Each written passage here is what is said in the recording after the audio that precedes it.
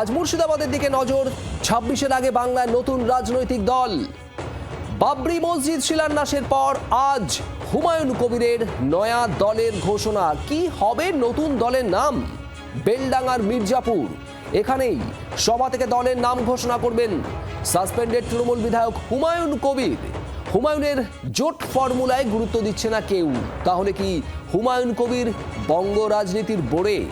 কেউ সঙ্গী না হলে ভোটে একলা চলো, গতকাল জি 24 ঘন্টায় বলেছিলেন হুমায়ুন কবির।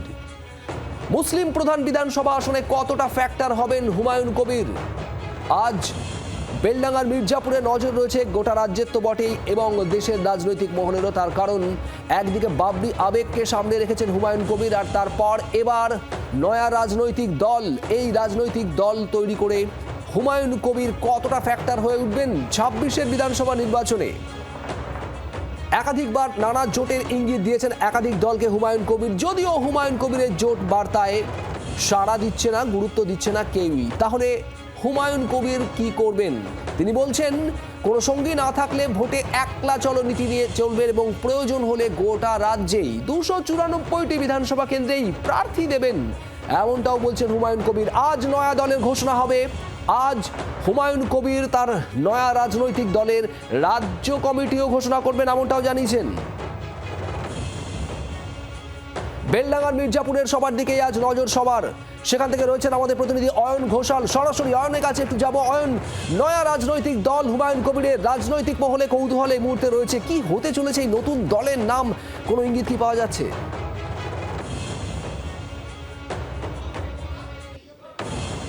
ছবি দেখাতে দেখাতে কথা বলি। আমরা মঞ্চের মধ্যে দেখতে পাচ্ছি অন্ততপক্ষে 100টি চেয়ার পাতা, কারণ আজকে হুমায়ুন কবির 75 জনের রাজ্য কমিটির কথা ঘোষণা করবেন, তাদের নাম ঘোষণা করবেন।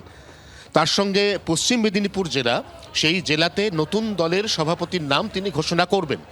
মুর্শিদাবাদেও নতুন জেলা সভাপতির নাম ঘোষণা করার পরিকল্পনা তার ছিল, কিন্তু কোনো একটি কারণে তিনি এই মুহূর্তে মুর্শিদাবাদে তার নতুন দলের জেলা সভাপতি কে সেটা ঘোষণা করতে চাইছেন না। তিনি মনে করছেন এখনই তড়িঘড়ি জেলা সভাপতির নাম ঘোষণা করলে তার দল ভাঙিয়ে নেওয়ার চেষ্টা হতে পারে। পরিষ্কার করে তিনি ইঙ্গিত দিচ্ছেন তৃণমূল কংগ্রেসের দিকে। আরও স্পেসিফিক বলতে গেলে তৃণমূল কংগ্রেসের মুর্শিদাবাদ সাংগঠনিক জেলা সভাপতি অপূর্ব সরকারের দিকে।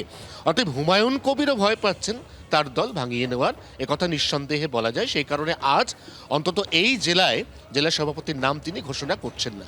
সবার যেটা কৌতূহল, আজকে বেলা 12টার সময় যে নতুন রাজনৈতিক দলের কথা ঘোষণা করবেন হুমায়ুন কবির, তার নাম কি হবে? এখনো পর্যন্ত হুমায়ুন কবিরের ঘনিষ্ঠ মহলের খবর, এই নাম যাই হোক তার মধ্যে জনতা কথাটি রাখার পক্ষপাতী হুমায়ুন কবির। এক্ষেত্রে জনতা উন্নয়ন বা এই ধরনের কোনো নাম হুমায়ুন কবির নতুন দলের ক্ষেত্রে প্রয়োগ করতে পারেন, এমন একটা সম্ভাবনা ক্রমশ জোরালো হচ্ছে রাজনৈতিক মহলে। পাশাপাশি জানিয়ে রাখি, দলের প্রতীক কী হবে। হুমায়ুন কবিরের অত্যন্ত পছন্দের, কোট আনকোট তার কাছে অত্যন্ত পয়া একটি প্রতীক হচ্ছে টেবিল। সেক্ষেত্রে যদি একান্তই নির্বাচন কমিশন টেবিল প্রতীক চিহ্নের অনুমতি না দেয়, তাহলে হুমায়ুন কবিরের নতুন দলের প্রতীক হতে চলেছে জোড়া গোলাপ ফুল, অর্থাৎ জোড়া ঘাস এবং পদ্ম ফুলের মোকাবিলায় রাজ্য রাজনীতির আঙিনায় হুমায়ুন কবির, যিনি গতকাল জি 24 ঘন্টাকে 294টা আসনেই প্রার্থী দেওয়ার কথা কার্যত ঘোষণা করে দিয়েছেন বলা যায়, তিনি এই দুই ফুলের মোকাবিলা করার জন্য জোড়া গোলাপ ফুল ব্যবহার করতে পারেন, এমন একটা সম্ভাবনার কথাও জিইয়ে রাখা হচ্ছে। সব মিলিয়ে একটা ইতিমধ্যেই প্রায় তৈরি। পেছনে বিরাট বড় এলইডি স্ক্রিন দেখা যাচ্ছে, এবং এই মঞ্চে যারা আসবেন, যারা বসবেন, তাদের মধ্যে দু একটি চমকপ্রদ মুখ থাকতে পারে, এমন ইঙ্গিত গতকাল স্বয়ং দিয়েছেন হুমায়ুন কবির।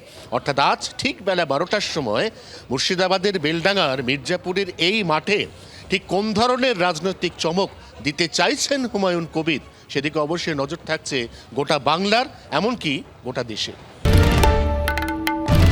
বাংলার আওয়াজ, বাঙালির আবেগ, জি 24 ঘন্টা।